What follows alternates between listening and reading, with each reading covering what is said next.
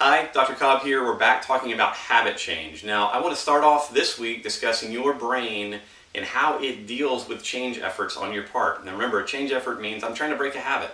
I want to have a new habit. I want to eat better. I want to exercise differently. I want to talk to my significant other in a different way on a regular basis. Those are all habits.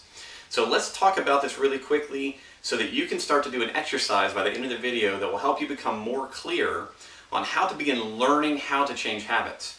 I mentioned in my video last week that if I could give a gift to everyone I've ever worked with, to my family, to my kids, the number one gift I would give people is an understanding of themselves that is so deep that they could change habits at will. Because the fact is that who we are and who we're going to become are primarily governed by the habits that we've adopted over the course of our lives. So with that in mind, let's talk about the human brain. The brain requires a tremendous amount of energy. Whenever we look at how much oxygen the brain uses and how much food energy it uses, it is completely out of proportion for its size. Your brain weighs probably 3.5 to 4 pounds, and it utilizes a tremendous amount of all the energy resources that come into your body. So you kind of got this energy hog living up here in your skull, and the thing about that is that your brain doesn't like to spend energy for no good reason. And very often your brain's very happy with how things are.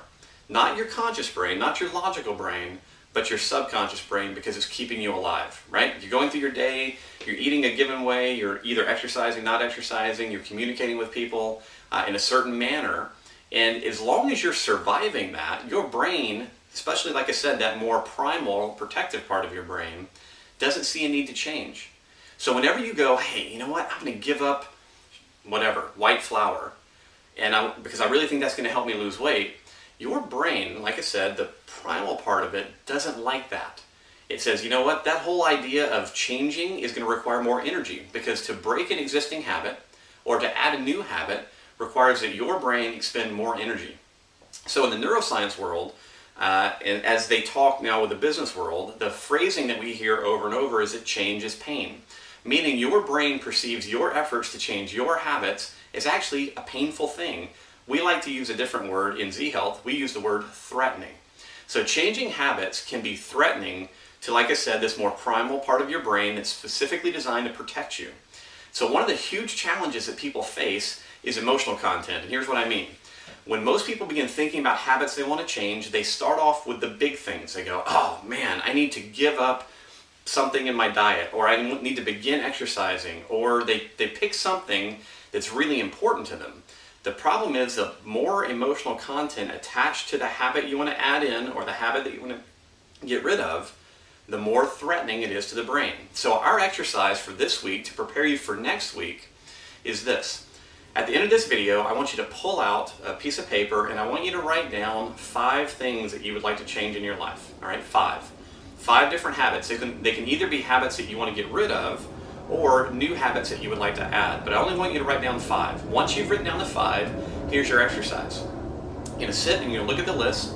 You're going to think through the 5 things you've written down, and I want you to go to the one that has the highest emotional charge to it. Like, oh man, this would be so awesome if I could get rid of it or add this into my life. And what I want you to do is take a big red pen and cross that off the list. And then I want you to look at the remaining 4, and I want you to go through the same process. At the end of this brief exercise, you're going to have eliminated the top 4 habits that you want to change from an emotional response perspective, and you're going to be left with one that's kind of low threat.